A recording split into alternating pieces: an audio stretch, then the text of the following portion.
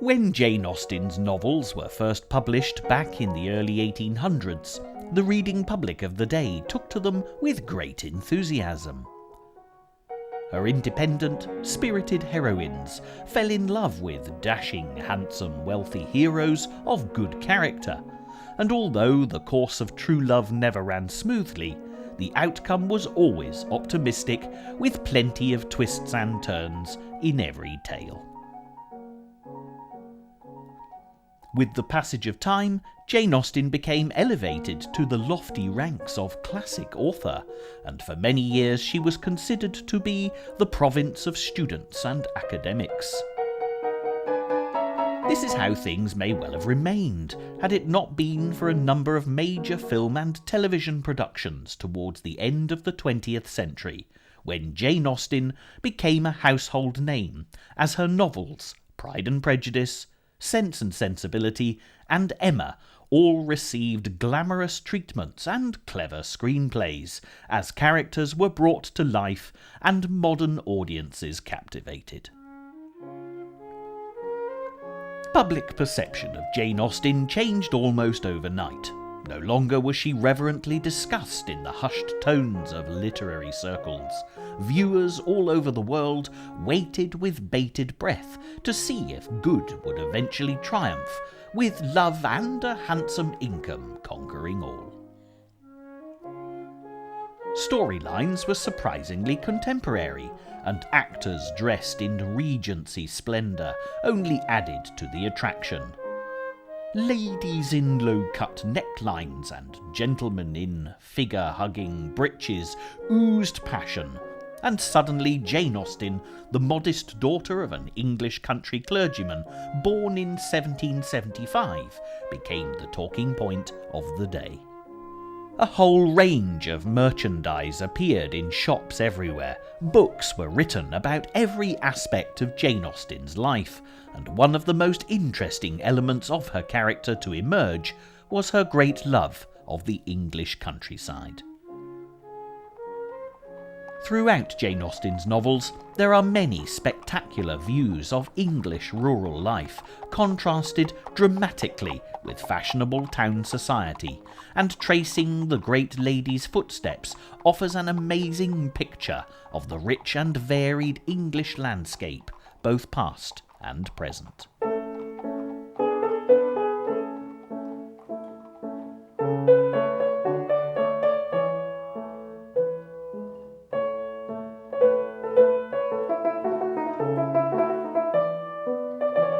This programme has been designed to take you on a journey through Jane Austen's life and the places where she lived, holidayed, visited, and vividly immortalised in her novels.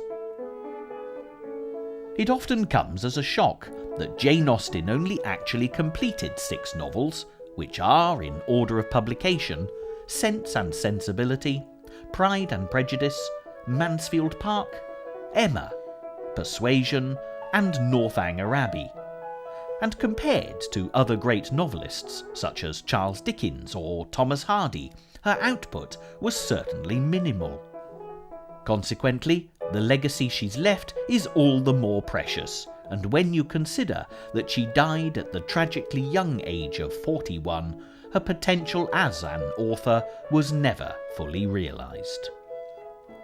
However, for any viewer who has never read a Jane Austen novel, this is something of an advantage, because there are only 6 books to investigate, and we'll only touch on the elements which are relevant to following the Jane Austen trail.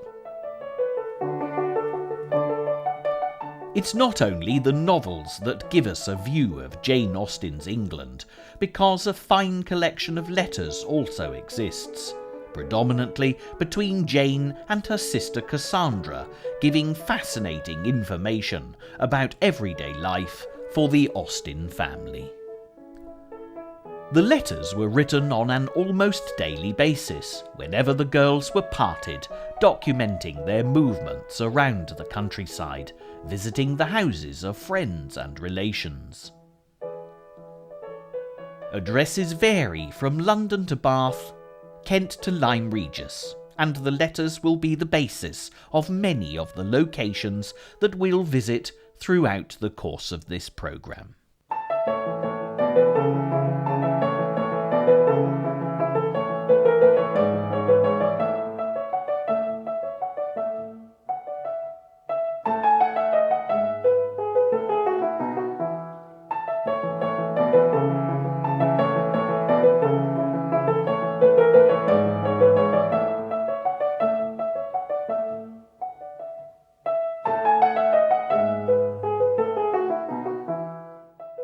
As any good storyteller knows, the best place to start is at the beginning, and in this case, the first destination is Jane Austen's birthplace at Steventon in Hampshire.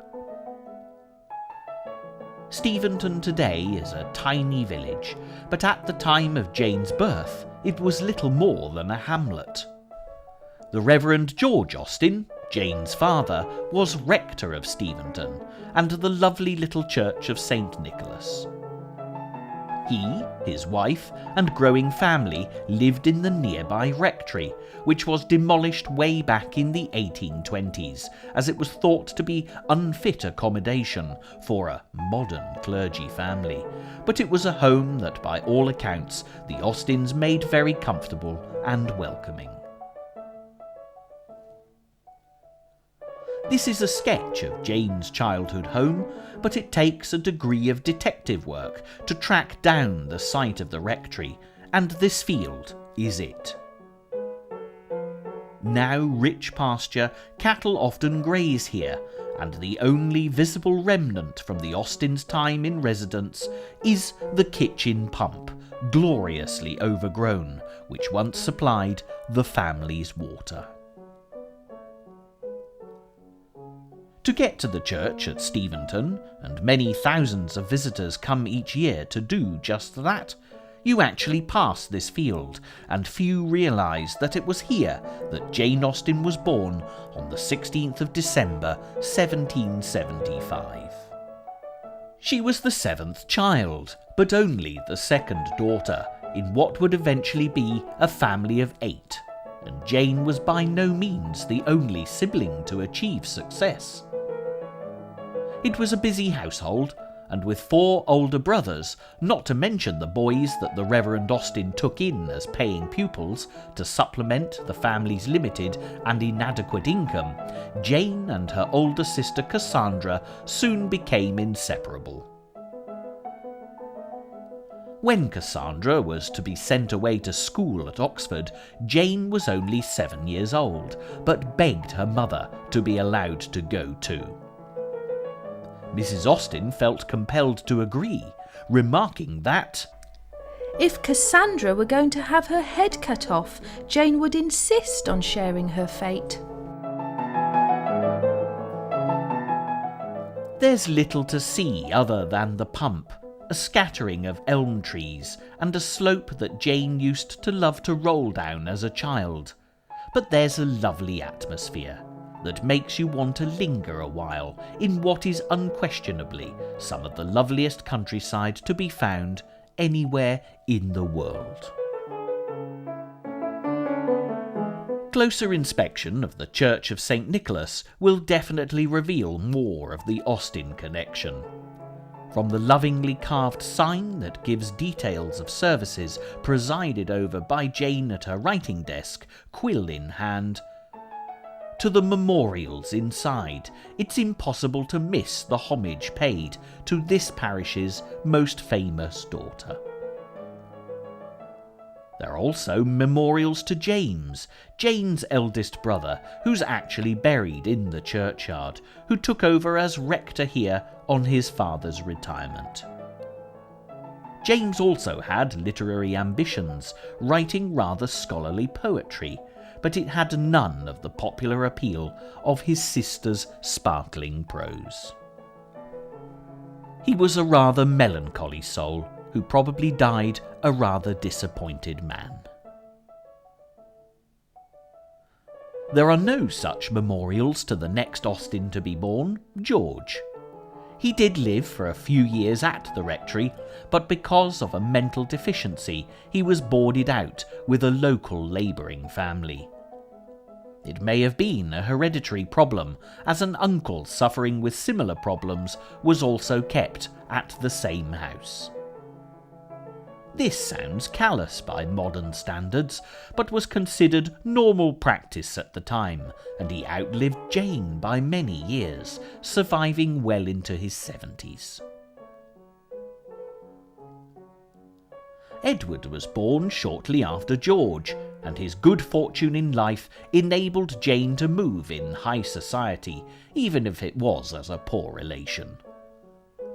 Thomas Knight, a wealthy cousin of Jane's father, had helped improve the Austins' lot on a number of occasions. However, he and his wife were childless, and the Austins had more children than their meagre income could support. Consequently, when Edward was in his teens, he was adopted by the Knights as heir to their fortunes. Again, it seems callous if you apply today's values, but Edward's mother was convinced it was the right thing to do, even if his father was concerned about whether the boy would keep up his Latin. I think, my dear, you had better oblige your cousins and let the child go. There were, of course, no snapshots for the family album in those days, but Edward's adoptive parents commissioned the silhouette you've been looking at to commemorate his arrival. Interestingly, the ladies do not interrupt their game to receive him. Nevertheless, the later portrait shows Edward grown into a fine young man, and he went on to inherit great wealth and status, proving himself to be well suited to the life of a country gentleman. Of all Jane's brothers, Henry, the next in line, was probably her favourite. Charming, self-confident and optimistic, he was the entrepreneur of the family. When he and older brother James fell in love with the same girl, it was Henry, despite being 10 years her junior, that won her hand. With the house in London and a head for business, Henry was to prove helpful to Jane when it came to having her novels published. Unfortunately, his own ventures were not as successful as his sister's, and after facing bankruptcy, he lived out his days as a poor curate, a fate which he bore, by all accounts, with extraordinary cheerfulness. After Henry came Cassandra, the companion that would remain with Jane her whole life long. Ironically, of her 2 daughters, Mrs. Austen always considered Cassandra superior to Jane, in her own words, in all important respects. This was no doubt due to Jane's painful shyness, which meant she preferred the protection of Cassandra's shadow to the glare of the limelight throughout her formative years. Between Cassandra and Jane came Frank, the first of the great seafaring Austins. Entering the Navy as a midshipman at the age of 14, he worked his way through the ranks until, at the remarkable age of 89, he was made Admiral of the Fleet and rewarded with a knighthood for services to king and country. Charles Austen, the baby of the family, also entered the Navy as a 14-year-old midshipman, rising to the rank of Rear Admiral. Although never quite as successful as Frank, it was nonetheless a fine achievement, but in fairness he didn't live as long as Frank, dying of cholera, serving off the coast of Burma, a mere youngster in his early 70s. Looking at the peaceful, tranquil scene at Steventon, and the tiny church that played such a huge role in the lives of each of the Austen children, it's incredible to think that so many of them rose to such significance in society in such very different ways.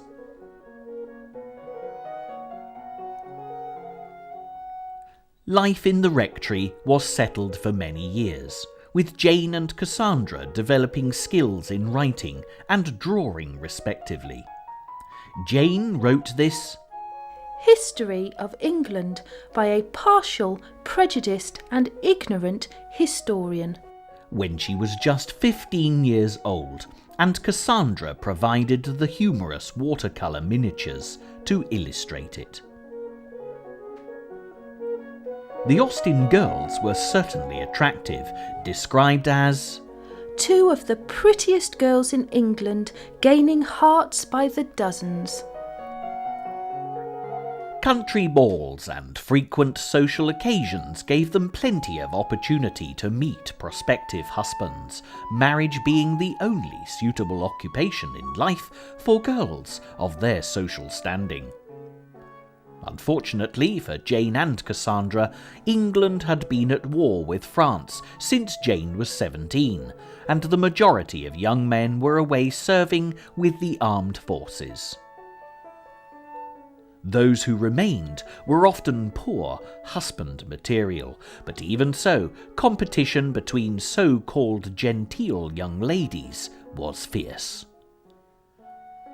Jane had a brief flirtation with a handsome young Irishman of whom she had high hopes, but his family felt that the penniless daughter of a country parson was beneath his station in life.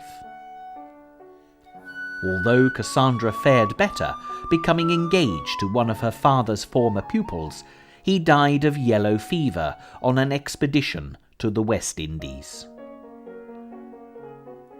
Being unlucky in love certainly gave Jane a wealth of experience to write about, and by the age of 20 she'd written her first attempt at a novel, Elinor and Marianne, later to be published as Sense and Sensibility. A year later she wrote First Impressions, which her father thought excellent, offering the novel for publication. It was flatly refused and returned unread, but it would re-emerge in later years as Pride and Prejudice.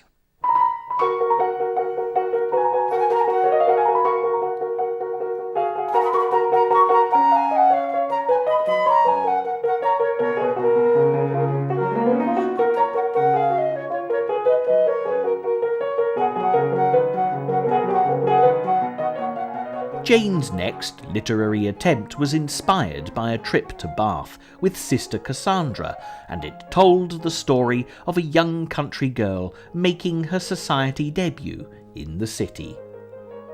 The manuscript, entitled Susan, was sold to a publisher for £10, but ironically it was dismissed and did not appear in print until after Jane's death as Northanger Abbey.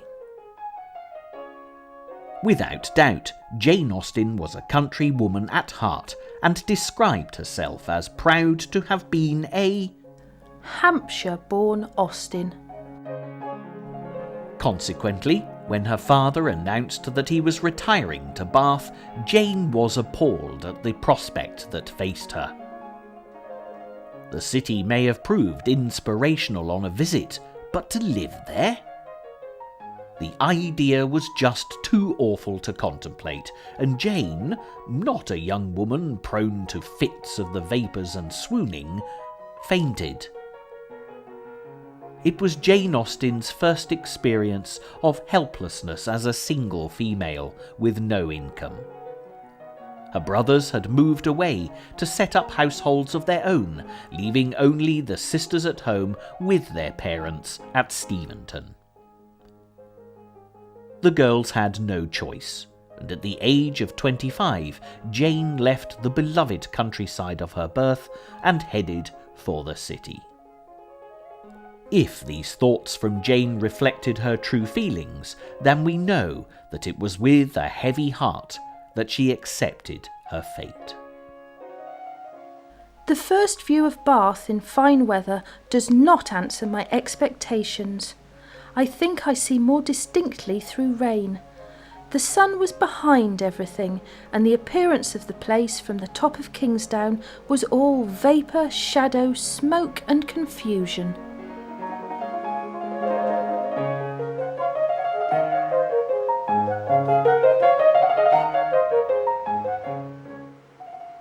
As a famous author, Jane Austen's name is frequently connected with Bath, but few realise just how much she disliked the elegant city.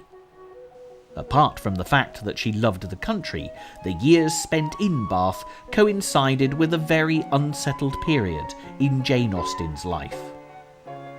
For the first time, she experienced real financial insecurity. The Austens at Steventon had never been wealthy, but they'd lived in the rectory rent-free and grown most of their own food. To buy produce in Bath was extremely expensive, and also the house that the Austens settled for in the city was both fashionable and pleasant, but it did stretch their limited income. When the lease was up on the property some 3 years later, they moved to poorer lodgings, which had been rejected on their arrival in Bath as too low-lying and damp. It was, without a doubt, a step backwards socially, and the Austens' problems were compounded just a few months later when the Reverend George Austen died, quite suddenly leaving the Austen ladies almost penniless. For Jane, losing her beloved father was a terrible blow, and from this point onwards, Bath was always linked to this tragic episode. We have lost our excellent father. An illness of only 48 hours carried him off yesterday morning. It has been very sudden. Within 24 hours of his death he was walking with only the help of a stick, was even reading. His tenderness as a father, who can do justice to? The serenity of the corpse is most delightful. It preserves the sweet, benevolent smile which always distinguished him. There were a further 2 moves to even sadder lodgings in the city, before the ladies moved to Southampton to share a house with Jane's brother Frank and his family. Frank was away in the Navy, and his wife was pregnant, so the arrangement was also advantageous to him, as he could leave his wife in the care of his mother and sisters. It was with great relief that Jane took her leave of Bath, and considering what had befallen her there, it was hardly surprising. However, despite what Jane Austen may have felt about the city, Bath truly is beautiful, and for the many thousands of visitors who come here today, there's a great deal of interest to see.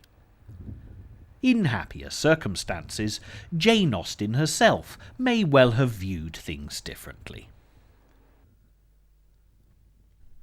Ironically, it was one of Jane Austen's distant relations, the Duke of Chandos, who instigated the rebuilding of Bath in such glorious style. He came to take the spa waters for his health in 1727, and saw a wonderful opportunity for redevelopment. With a vision of creating a new Roman city, the Duke brought in architect and builder John Wood to realise his dream. Expanding out from the stunning abbey and the original Roman baths, Queen Square, Gay Street, and Wood's Piece de Resistance, the Circus, all quickly grew to grace the city's landscape. His good work was continued by his son, another John Wood, who built the famous Royal Crescent. A great architect of the time, Robert Adam, was responsible for the beautiful Pulteney Bridge, which links the city centre via Great Pulteney Street with the new elegant developments which sprang up on the other side of the river during Jane Austen's stay in the city. Bath rapidly grew into a fashionable watering hole, and the cream of society flocked in. The 18th century pump rooms built above the Roman baths became a popular meeting place, and for the modern-day visitor, it's still possible to drink the waters, taken from a hot spring which rises from the ground at 47 degrees centigrade. Fortunately, it tastes quite pleasant, unlike some of the other spa waters around the country, which can taste absolutely disgusting. Whatever Jane Austen thought of Bath, it was certainly a considerable source of inspiration for her writing. There was also one other advantage that was to be had from moving to the city. During the hot summer months, the Austen family would spend long holidays in the West Country to avoid the heat. The sea air was also a tonic for Jane Austen's spirits, and visits to Sidmouth, Dawlish, Teignmouth and Lyme Regis were always much appreciated. Just as Bath had unhappy associations for Jane, the seaside certainly seemed to inspire more pleasant, uplifting thoughts.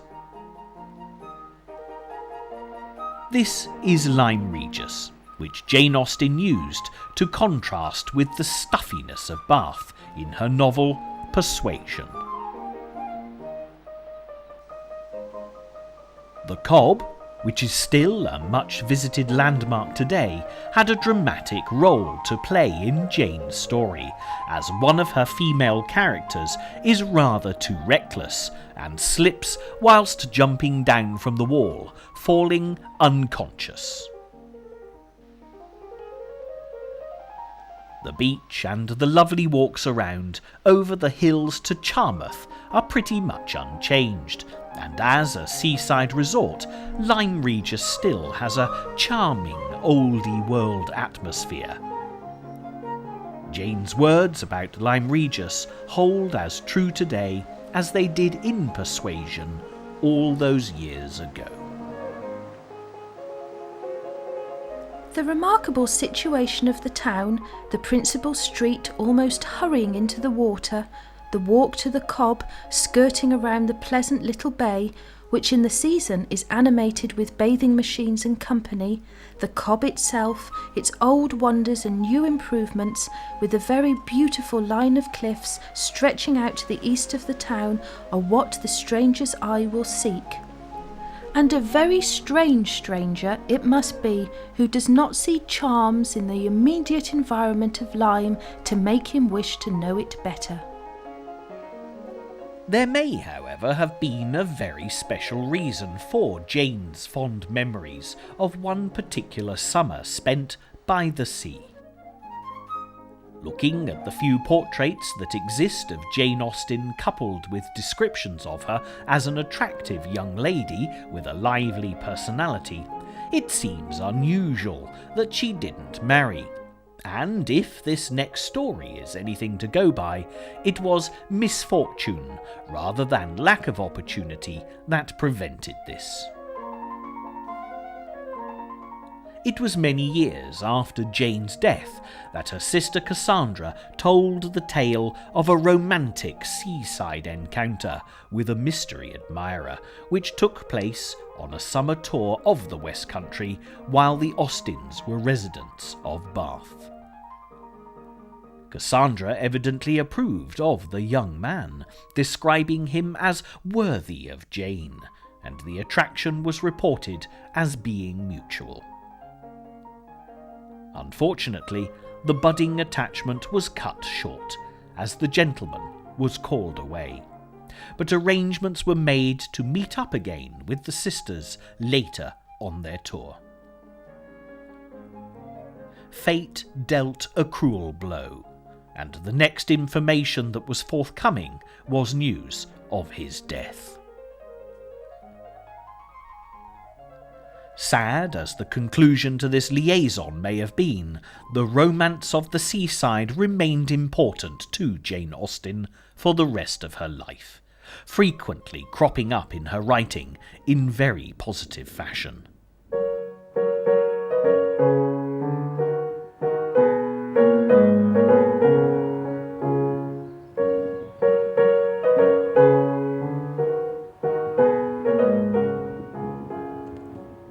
The clock was ticking for Jane, young men were in short supply, and any hopes of matrimony that she might have had were fading fast. A short time after the incident with the mystery admirer, Jane and Cassandra were visiting with friends at Steventon. The younger brother of the household, then aged 21, proposed to Jane, 6 years his senior. They were a well-to-do family, and the marriage would have provided Jane with a secure and comfortable future, and she accepted. By the next morning, however, she'd changed her mind, and after rejecting her young suitor, returned home to Bath immediately. We know from Jane Austen's novels that she was very much ahead of her time, with a view that marriage should be for love or not at all. And perhaps, despite the advantages being offered her, it was the knowledge that she didn't love the young man that made her turn him down. It was as if Jane was aware that this was her last chance to marry and have a family of her own, because from this point on she became more settled with her lot as a single woman, and contented herself with being a much-loved aunt. Once away from Bath, although the period of time spent at Southampton was a little grim, the Austen ladies began to come to terms with their grief and diminished circumstances. Then an opportunity arose that was to change their lives very much for the better. Brother Edward, who'd been adopted by rich relations, had come into his own as a wealthy gentleman, with a number of fine properties and estates. One of his estates was at Chawton in Hampshire, where a short distance from the great house stood Chawton Cottage, a substantial red brick building at the heart of the village, and it was this property that he offered to his mother and sisters rent-free. The fact that Chawton is only about 15 miles away from Steventon made this move even more perfect, as Jane could at last return to the beloved countryside of her birth. So begins the most important chapter in the life of the writer Jane Austen. In July 1809, at the age of 33, probably quietly resigned to spinsterhood, Jane moved into Chawton Cottage, which she described in glowing terms in a letter to Brother Frank. As for ourselves, we're very well, as unaffected prose will tell. Our Chawton home, how much we find already in it to our mind, and how convinced that when complete it will all other houses beat. Today, Chawton Cottage still stands in the middle of this lovely Hampshire village, and as the new nameboard displays for all to see, the alternative title, Jane Austen's House, this is a very special location for anyone tracing the great lady's footsteps. Although Jane Austen departed this house in 1817, it truly is just as it was in her day, giving the impression that she might well walk back in through a whitewashed door at any moment. There are reports of Jane Austen's ghost walking through this house, but the reasons for such a strong link to the past are far more tangible. There are many personal items here that belonged to the Austen family, which have been returned to the museum. A lock of Jane's hair still glimmers with traces of auburn, and the topaz crosses given to Jane and Cassandra by their brother Charles are on display. The Hepplewhite bureau bookcase belonged to the Reverend George Austen, and along with the accompanying chairs came from the rectory at Steventon. There's a patchwork quilt sewn by Mrs. Austen, Jane and Cassandra, alongside a fine collection of Jane's own books and first editions of her novels. However, pride of place goes to the little writing table, set with writing paper and quill, where all of her great novels were completed. It's one sure sign that Jane's spirits improved when she left Bath, because she started to write again. For all her time in residence in the city, only a few letters exist from before she settled in Sydney Place, and just one from Lyme Regis in 1804. Her literary efforts were equally barren, with no further manuscripts completed.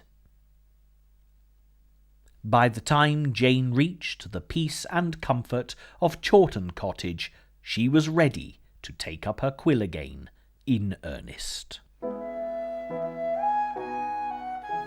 Life was simple for the Austen ladies of Chawton Cottage, with routine and order governing their lives. Cassandra had taken on the housekeeping responsibilities, with Jane being responsible for making the breakfast of tea and toast. Jane loved to play the piano, particularly when she was alone, and would begin her day before the other residents rose at her music. These music books are Jane's own handwritten manuscripts, and they've been used in recent years to make authentic recordings of the kind of music Jane enjoyed, and indeed make up the soundtrack of this programme. Jane was delighted with Chawton, not least because she could have a piano again, as on leaving Steventon for Bath, her piano had been sold. Yes, we will have a pianoforte, as good a one as I can get for 30 guineas, and I will practise country dances, that we may have some amusement for our nephews and nieces when we have the pleasure of their company. This 1810 Chimenti piano that can be seen today in the museum is a perfect example of the type of instrument Jane would have purchased for her 30 guineas. After music and breakfast, Jane would have been free to take up her writing. Only her immediate family and friends knew of her novel writing, as, if callers arrived, she would carefully conceal her manuscripts. This door still creaks to this day, and Jane would never allow it to be oiled, as the tell-tale squeak would warn her of imminent disturbance, allowing her vital seconds to hide her work away.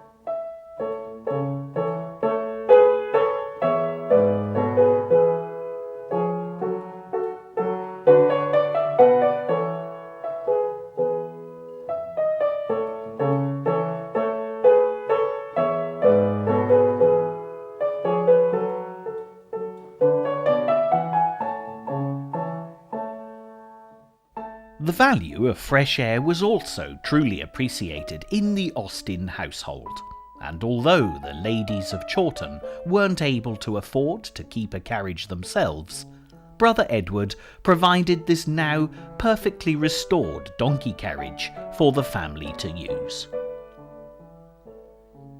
It meant that they could visit a fairly wide circle of acquaintance, and of course the great house at Chawton, when Edward and his family were in residence.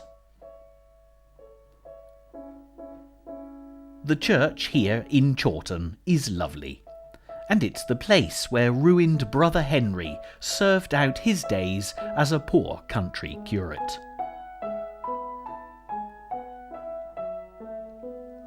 Both Mrs. Austen and Cassandra are buried side by side in this beautifully kept little churchyard, and for anyone passing this way, it's well worth a visit. When Jane Austen arrived at Chawton, it had been some years since she'd sold her manuscript, Susan, for publication. Once she knew that the move back to Hampshire was arranged, she wrote to the tardy publisher, inquiring about its progress. Jane was rather affronted when he suggested she buy it back, and took matters no further, turning her attention instead to transforming Eleanor and Marianne into Sense and Sensibility. The atmosphere at Chawton proved pleasantly productive, and the novel, now famous the world over, was published anonymously by a lady in 1811. Next came Pride and Prejudice, telling the great love story of Elizabeth Bennet and Mr. Darcy. Many think that Mr. Darcy's grand estate, Pemberley in Derbyshire, was inspired by a visit Jane Austen made to Chatsworth on a tour of the area. Pride and Prejudice appeared in print in 1813, with Jane referring to it as her own darling child, and was concerned about how it might be received. I must confess that I think Elizabeth Bennet as delightful a creature as ever appeared in print, and how I shall be able to tolerate those who do not like her at least, I do not know. Jane needn't have worried. The reading public adored Elizabeth, and Pride and Prejudice was a huge success. The next novel, Mansfield Park, published in 1814, was not so popular, although it was the first to be composed in its entirety at Chawton. The heroine, Fanny Price, is a very good sort, and to this day it is true to say that readers love her or hate her. There's just no middle ground with Fanny Price. There's also a fine naval feel to the book, influenced strongly by the tales reported back from brothers Frank and Charles. Jane was disappointed with the handling of Mansfield Park and changed publisher when Emma came into print in 1815. Jane was yet again adventurous with her leading lady, describing her as a heroine whom no one but myself will much like.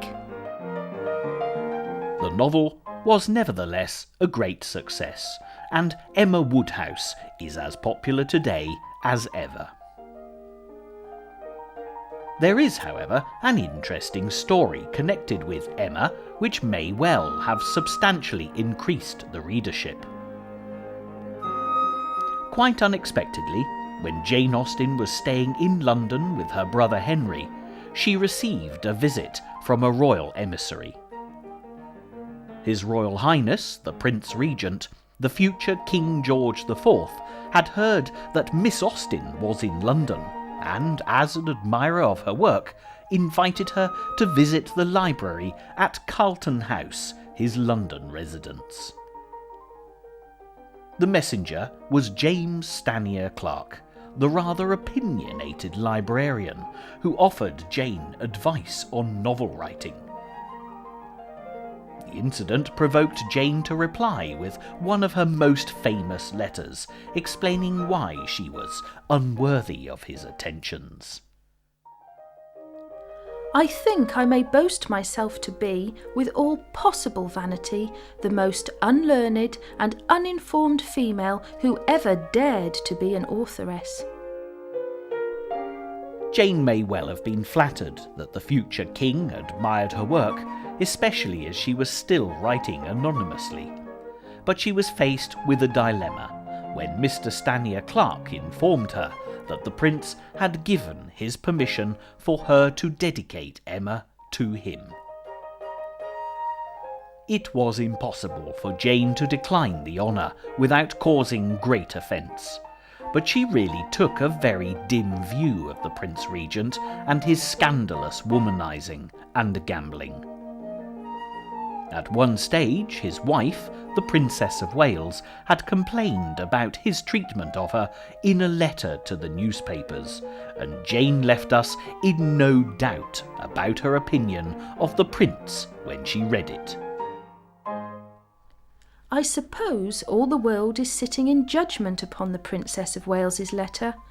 Poor woman, I shall support her as long as I can, because she is a woman, and because I hate her husband. Harsh words from Jane, but the dedication was duly made as directed, and the success of the novel was assured. By the time Jane Austen had completed work on her next novel, Persuasion, her health was beginning to deteriorate rapidly. Over the ensuing months, Jane suffered terribly, often in excruciating pain, with no relief whatsoever. Her doctor was a well-respected physician based in Winchester, some miles from Chawton, and he suggested that his patient move to Winchester so he could give more regular care. There was nothing else for it, and in May 1817, Jane Austen and her faithful sister Cassandra left their Chawton home for lodgings here at 8 College Street, Winchester. The house is situated in the shadow of the great cathedral, and despite the good doctor's best efforts, Jane became weaker by the day. As the plaque on the wall shows all too clearly, Jane's fight for life was a brief one. Jane Austen died on the 18th of July 1817, at the age of 41, in the arms of her beloved sister. Cassandra was left to mourn Jane and watch the tragic burial procession to Winchester Cathedral, Jane's final resting place.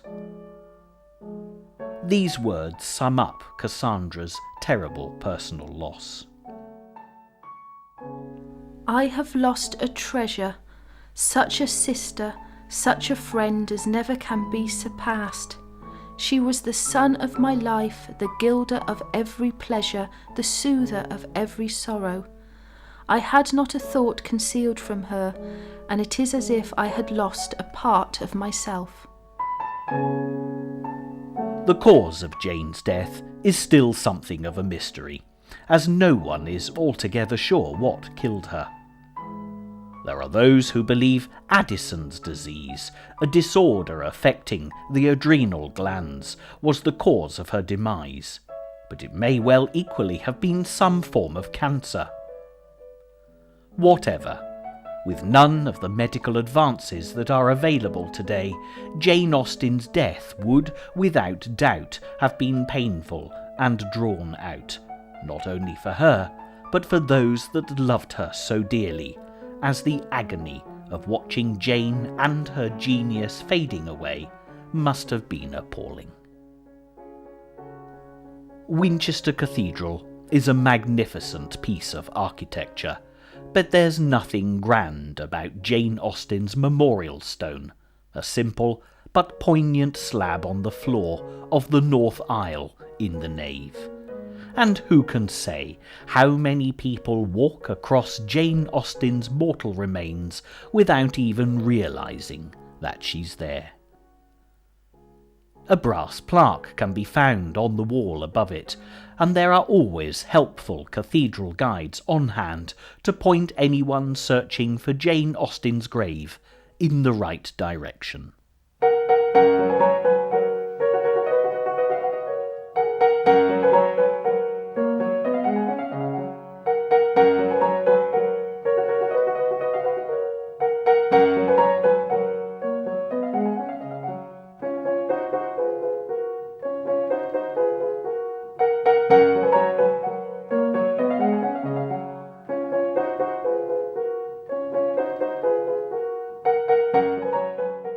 Fortunately, before Jane's death, the completed manuscript of Persuasion had been placed in Henry Austen's capable hands, who'd also secured the return of the manuscript of Susan, sold all those years before for £10, never to see the light of day again.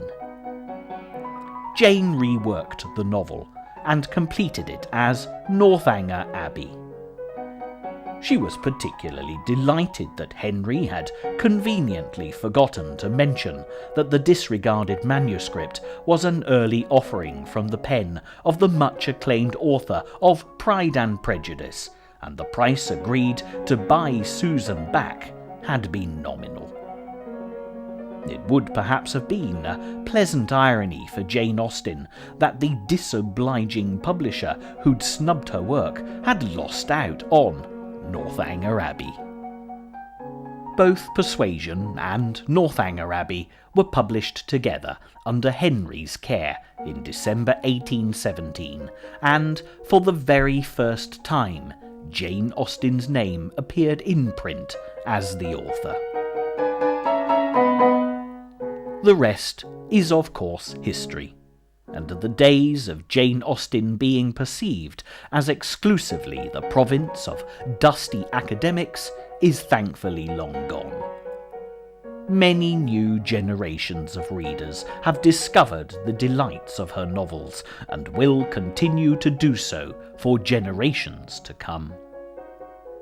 However, this programme has highlighted an even greater story, that of Jane Austen herself, and the beautiful English countryside that she loved so well and immortalised in her writing.